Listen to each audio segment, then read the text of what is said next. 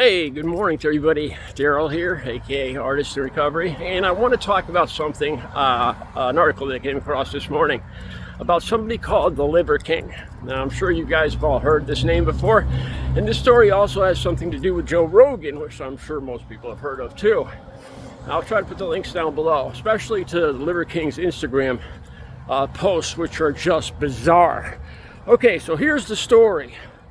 I don't know much about the Liver King. It's not my kind of guy. You know, I'm into working out, but I would say people that are my mentors, my idols, if you will, maybe Mark Wahlberg, Dwayne "The Rock" Johnson. I mean, they both have workout routines that are similar to mine. Getting up extremely early, same kind of diet, same kind of crazy workout routine. Dedicated. That's guys I could identify with, not the Liver King. So here's the story. I never have seen any of these Liver King posts, but I looked at some today. This guy's off his freaking rocker. So apparently he started doing videos talking about Joe Rogan and wanting to fight Joe Rogan and calling Joe Rogan out. Like I said, I'll put the post down below. There's one video where there's some kind of opera music on in the background, and the Liver King's rocking back and forth with his big muscle gut hanging out, and he's holding two like gold AK-47s, and it is just bizarre, and it gets even more bizarre. So he calls Joe Rogan out, and these are like threatening videos. The police show up. Apparently he goes to I believe it's Austin, Texas. I think this is where Joe Rogan and all the other Trumper right types live, Alex Jones and all these types. So he was arrested there for terroristic threats, the Liver King. Okay, so I started looking at this guy's post, the Liver King. Okay, this is where it gets really bizarre. So down below, like I said, I'll put some of the weirdest Instagram Liver King posts. There's one where the police come and he's just non-stop, nonsensically rambling. Now, I'm not a mental health professional. I'll get to that more in a second. But I've been in and out of detoxes and rehabs 13, 14 times. And I was in these lockdown hospital units called dual diagnosis because the drugs caused depression in me and suicidal thoughts. The doctors would say this: sometimes the drugs are the cause of the mental health issues, and sometimes the mental health issues are self-medicating for the drugs.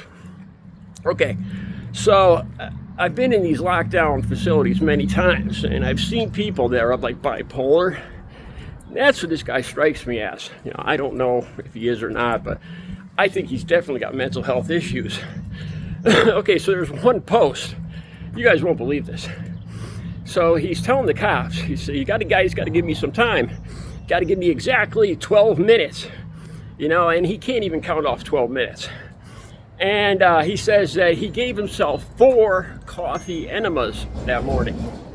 Yeah, he's telling the cops that they got to give him some more time because he gave himself 4 coffee enemas. Wait, it gets worse. There's actually a video where he's sitting on the crapper with a can of coffee with a tube running down. Yeah, he makes a video of himself giving himself a freaking coffee enema. Now, this guy has millions of followers. This is the point that I can't understand it. And I'll get to that in a second. Young men gravitate, as a lot of them do these days. And I think I understand why this is. Looking back to when I was young, like in the early 80s, and how I grew up, and how we grew up face to face with women. And I just don't think young men understand women at all.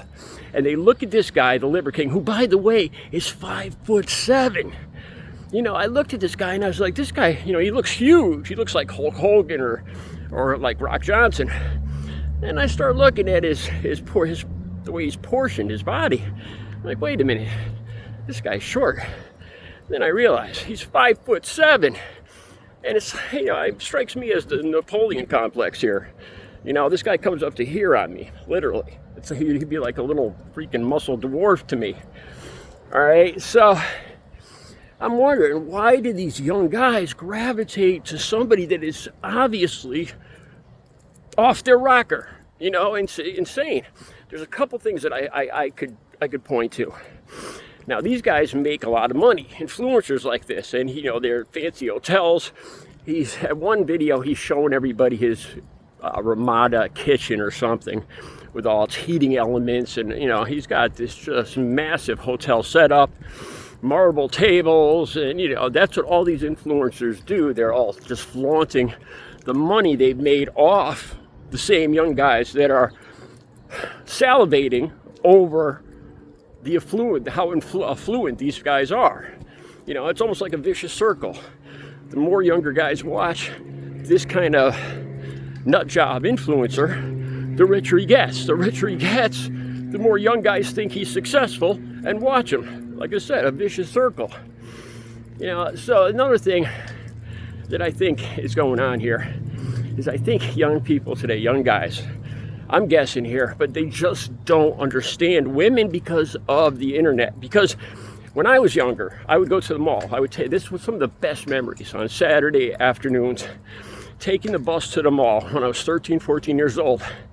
And we'd cruise the mall. You know, we'd go to the record store, and the whole thing was to get phone numbers of girls. Call the girls that night, maybe set up a date for the following weekend. And that took a lot of guts, you know. You know, my buddies all trying to, you know, go talk to her, get her phone number. You know, and then once you get the phone number, you got to call her up. It takes it builds a lot of self-confidence. It really does. And none of that goes on today. None of it. And I believe a lot of this, I hate to say this, but a lot of this has got to do with pornography and a totally false image of what sexuality and women are truly like. You know, these young guys watch these videos and they don't have any actual sexual experience.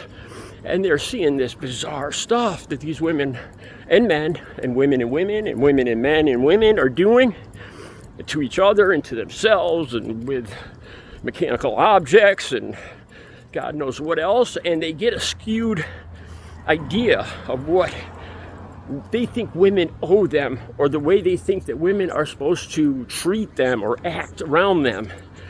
You know, and they get this, and then they think that they're being cheated because this is just not reality. And of course, women don't really do or act like that. So they think they're being cheated. They think that these women are cheating them or teasing them somehow. You know, and I think that's the root of all this freaking insanity. You know, how a nut job, a 5'7" little Napoleonic nut job like the Liver King could become a millionaire and still keep picking up these young guy followers. It's insanity. Like I said, I remember me and my buddies, we would go hang out at these streets up the street, like a couple blocks away. And there are certain streets, you guys, if you're my age, you'll know this, you'll get what I'm saying, where a lot of girls lived. There was this one street, Paxton Street in Oakville, Connecticut. And there was 3 beautiful women in one house, like an 18-year-old, a 16, and a 14-year-old. I was like 15. On the other side of the street, 4 even more beautiful girls lived in that house. Down the street, one girl on the other side. So me and my buddies would gravitate towards these streets. You know, we'd all play football, we'd all play touch football out in the street and drive our bikes up there and do our little macho preening. But we were face to face with these girls. We understood that girls were people just like us. They weren't sex machines. They weren't put on this earth to serve us. You know, none of this nonsense that people like the Liver King and this pornography projects. You know, on Liver King's videos, he calls his wife, you know, and this is fine if this works for him, but his wife is the queen. And he talks about how on Valentine's Day, it's her one day. You know, that's the one day of the whole year where he gives it to her. He gives her her choice. It's like, are you freaking kidding me? You know, every day you should treat your woman good. Every day You should ask her opinion. It should be a give and take, a compromise relationship through the whole thing, 50-50. That's work. That works. That's reality. It's called respect. I'm glad I was born in the 60s, and I went through this age back in the 80s, and I got to deal with women face to face and then besides that, I grew up with women. My dad died, and I became like the man of the family at 9 years old.